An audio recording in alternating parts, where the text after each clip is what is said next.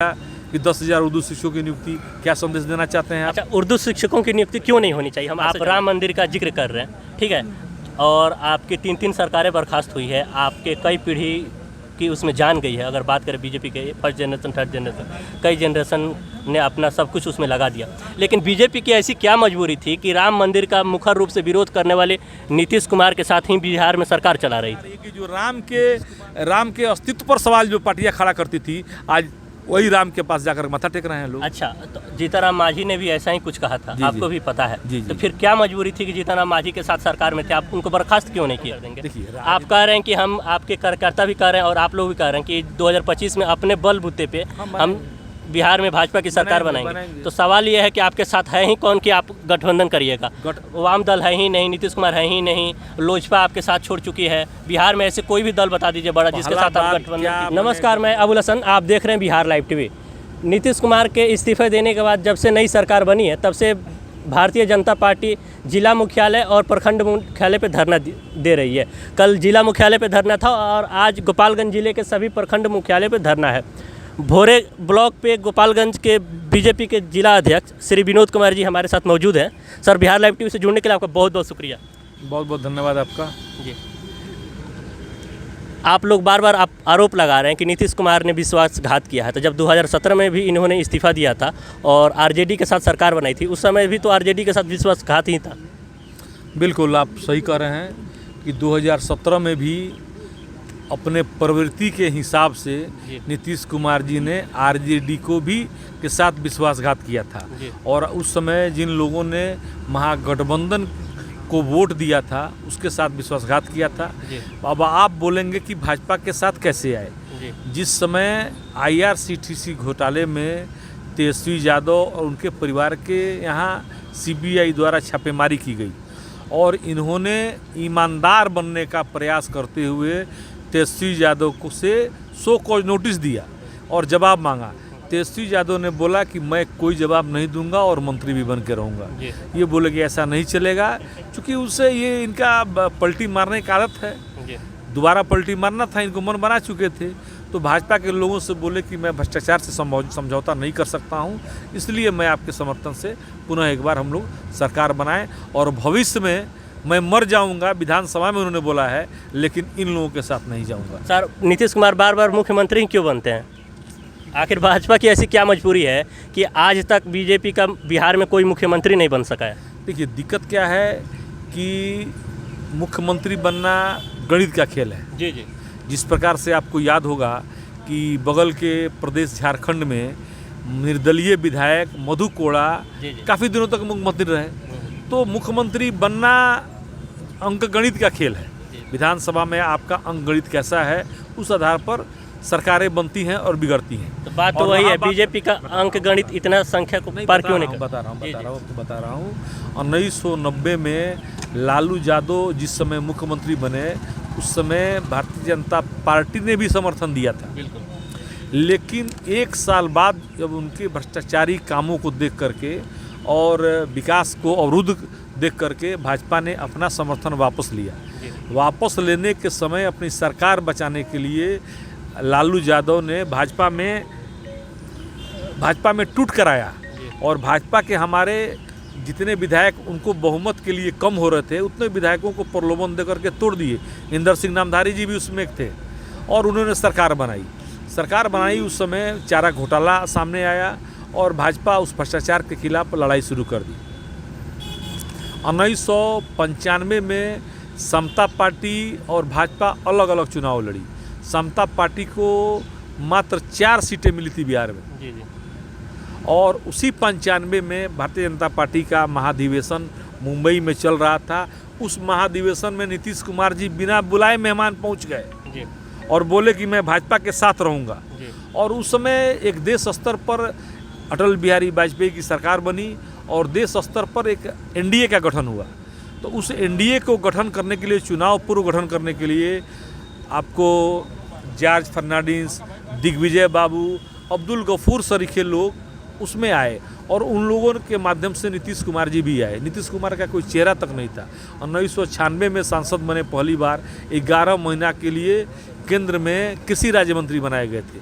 तो भाजपा ने ही इनका चेहरा बिहार को दिखाया है। और अटल जी ने लगा कि एक पिछड़ा का बेटा है, इसको आगे बढ़ना चाहिए, बिहार में ईमानदार है, नौजवान है, इसलिए अटल जी ने आगे बढ़ाया। स्वाभाविक रूप से नेता भाजपा ने उनको बनाया, न कि बिहार की जनता ने बनाया, न लालू यादव ने बनाया, बिहार की जनता ने बनाया। अब तो वही नीतीश कुमार बीजेपी के लिए गले के हड्डी बन गए थे। नहीं, बीजेपी के गले खड़ी नहीं बने हैं, वो अपनी हत्या खुद अपने हाथ से कर रहे हैं। वो बिहार में लालू यादव और उनके परिवार जिस प्रकार से व्यापक भ्रष्टाचार में डूबे हुए हैं, जनता को सब मालूम है, जनता देख रही है।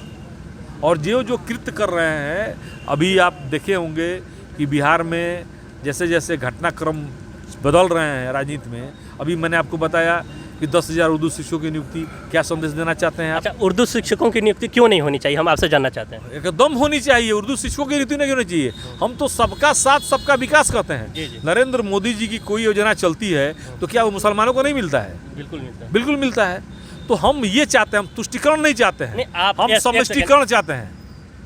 बहुत सारे योजनाओं का ऐलान हुआ, आप स्पेसिफिक उर्दू शिक्षकों को ही क्यों टारगेट करते हैं? नहीं, टारगेट मैं ये कर रहा हूँ कि क्या सिर्फ उर्दू शिक्षक ही बेरोजगार हैं, बाकी संस्कृत शिक्षक बेरोजगार नहीं है, हिंदी का शिक्षक बेरोजगार नहीं है। आप सबको तो लीजिए, उर्दू भी लीजिए, शारीरिक शिक्षक भी लीजिए, संस्कृत भी लीजिए, गणित भी लीजिए, सबको लीजिए। आप उर्दू को क्यों लेंगे सिर्फ?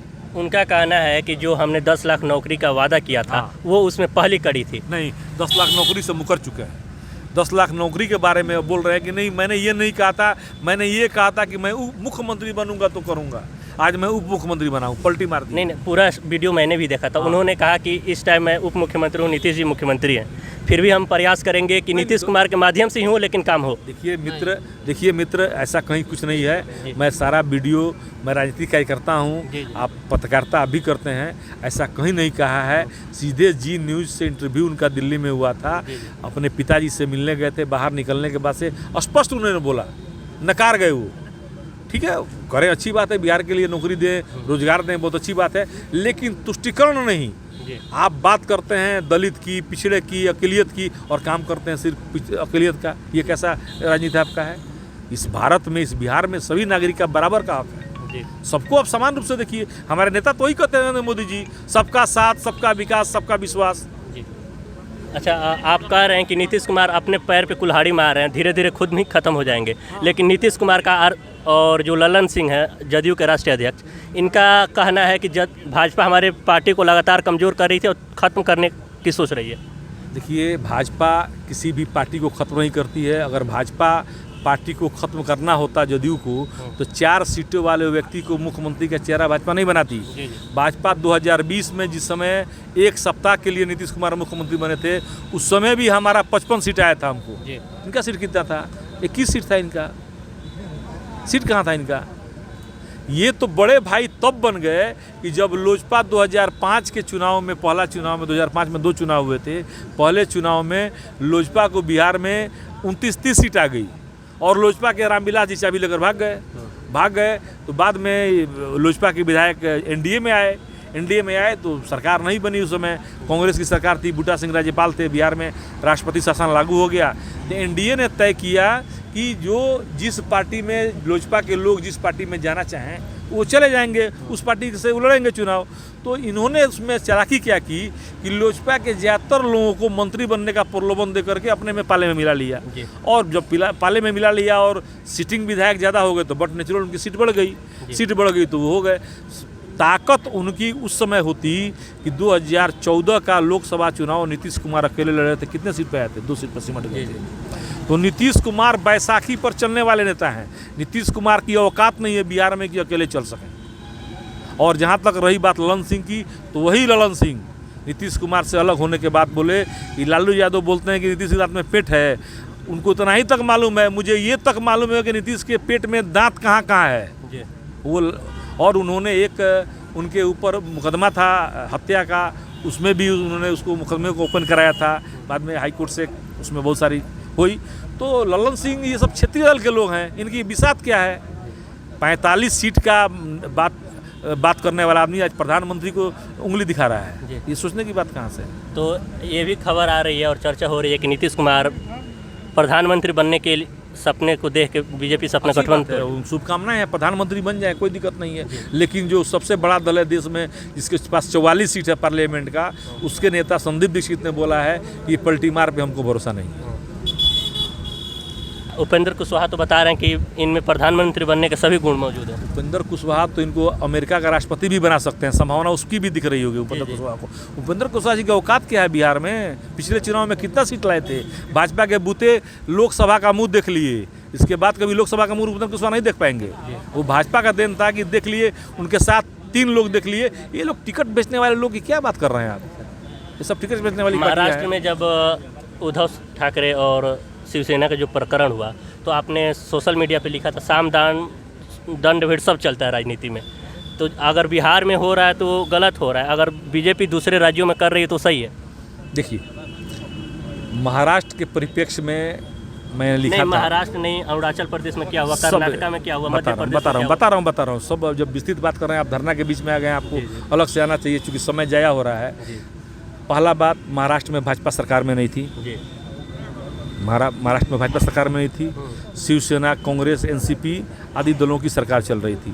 शिवसेना के विधायक उस सरकार से खुश नहीं थे, तो वो स्वयं आए भाजपा के पास। वहाँ भाजपा को क्या लेना देना था? और बिहार में भाजपा कहाँ तोड़ करा पाती? सरकार कहाँ से बनता?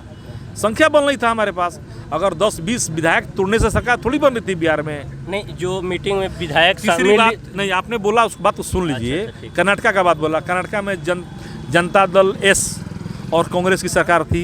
कुछ दिन कांग्रेस के मुख्यमंत्री हुए, कुछ दिन जनता दल एस के मुख्यमंत्री हुए, उसके बाद से दोनों नकार गए। तो उस परिस्थिति में जनता दल एस के विधायक कांग्रेस के विधायक टूट के आ गए। टूट कर नहीं आए, इस्तीफा देकर के भाजपा ज्वाइन किए, तब भाजपा की सरकार बनी। वहाँ पे कोई स्प्लिट नहीं हुआ। वहाँ पे कोई स्प्लिट नहीं हुआ। हमारे विधायकों को खरीद लिया गया। मतलब जो कांग्रेस नरसिंहा राव के ज़माने में पूरे 5 साल तक पैसे पे सरकार चली, वो बात कर रही है खरीदने की। खरीद फरोख्त में विश्वास करते हैं। अगर खरीद फरोख्त में विश्वास करते हम, तो हमारी 3 सरकारें एक राम मंदिर के लिए बर्खास्त नहीं होती, और अटल बिहारी वाजपेयी की सरकार 1 वोट से नहीं गिरती। हम उसमें भरोसा नहीं करते हैं। लेकिन कांग्रेस को समाप्त करना है तो जो जैसा हमारे साथ चाल चलेगा वैसा हम चाल चलेंगे। अच्छा, एक बात बताइए, आप राम मंदिर, एक अंतिम क्वेश्चन ले लीजिए।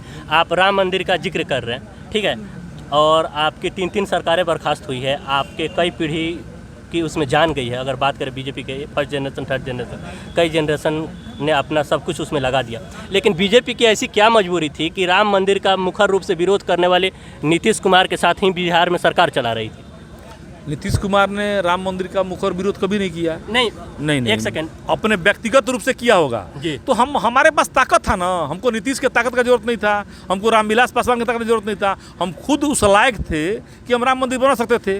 और राम मंदिर का हमारे नेताओं ने राम मंदिर के बारे में यही बोला है कि मामला कोर्ट में है, कोर्ट का जो फैसला होगा हम लोग मानेंगे। जो मुझे तो हंसी उस लोगों के पे आ रही है कि जो राम के अस्तित्व पर सवाल जो पार्टियां खड़ा करती थी, आज वही राम के पास जाकर माथा टेक रहे हैं लोग। अच्छा, तो जीतनराम मांझी ने भी ऐसा ही कुछ कहा था, आपको भी पता है। तो फिर क्या मजबूरी थी कि जीतनराम मांझी के साथ सरकार में थे, आप उनको बर्खास्त क्यों नहीं किए? देखिए, राजनीति में हर दल की अलग अलग विचारधारा होती है। मांझी जी हमारे पार्टी में थे, नहीं थे बर्खास्त कर सकते थे। नहीं, आप उनको गठबंधन से बाहर कर देते। कब? अभी बोला था 2-4 महीने पहले। हमारे गठबंधन में थोड़ी थे वो। हमारे गठबंधन में सिर्फ वीआईपी पार्टी के मुकेश सहनी थे, वो नीतीश जी गठबंधन में थे। अच्छा। हमारे गठबंधन नहीं थे, वो नीतीश जी के साथ थे। वो एक होता है प्रेशर पॉलिटिक्स बनाना। प्रेशर पॉलिटिक्स, हम सरकार बिहार में हमको मैंडेट मिला था, हम सरकार चलाने आए थे। यहाँ प्रेशर पॉलिटिक्स में करने नहीं आए थे हम। बिहार की जनता के हित में फैसला हो, बिहार आगे बढ़े, बिहार में विकास हो, बिहार भी देश के अन्य राज्यों की भांति ऊंचे पायदान पर पहुंचे, इसकी चिंता हम कर रहे हैं। अच्छा, धन्यवाद। एक सेकंड, लास्ट क्वेश्चन। अब इसके बाद जस्ट खत्म कर देंगे। आप कह रहे हैं कि हम आपके कार्यकर्ता भी कह रहे हैं और आप लोग भी कह रहे हैं कि 2025 में अपने बलबूते पे हम बिहार में भाजपा की सरकार बनाएंगे। तो सवाल ये है कि आपके साथ है ही कौन कि आप गठबंधन करिएगा? वाम दल है ही नहीं, नीतीश कुमार है ही नहीं, लोजपा आपके साथ छोड़ चुकी है। बिहार में ऐसे कोई भी दल बता दीजिए बड़ा जिसके साथ आप गठबंधन कीजिए। मैंने गठबंधन से ही सरकारें बनती हैं क्या? उत्तर प्रदेश में गठबंधन है? नहीं, मैं बता रहा हूँ, उत्तर प्रदेश में गठबंधन है, मध्य प्रदेश में गठबंधन है, कर्नाटका में गठबंधन है, आसाम में, त्रिपुरा में, ऐसे कितने प्रांतों में। अब हम उत्तराखंड में आपको क्या बोलते हैं, उत्तराखंड हो गया, और फिर ये और एक उत्तरांचल हो गया, उत्तराखंड तो हो ही गया, और एक दूसरा हिमाचल में हम कहीं गठबंधन में हैं, अपने बूते सरकार बनाए हैं, तो हम उस स्थिति में आ गए हैं। बिहार की सबसे बड़ी पार्टी है हम, भारत नहीं पूरे विश्व की सबसे बड़ी पार्टी हैं, और हर राज्यों में हम अपने सरकार बनाने की स्थिति में आ गए। जहां हमारा नाम लेवा तक नहीं था दक्षिण में, वहां हम सरकार चला रहे हैं। अगले कितने वर्षों तक बिहार में बीजेपी का चीफ मिनिस्टर होगा? देखिए, बिहार में नहीं, हाँ। हमारा स्वर्णिम काल तब आएगा कि जब एक वार्ड से लेकर के लोकसभा तक भाजपा का कार्यकर्ता पद पे विराजमान होगा, उस दिन हमारा स्वर्णिम काल आएगा। अभी स्वर्णिम काल नहीं है। चलिए, बात करने के लिए बहुत बहुत शुक्रिया।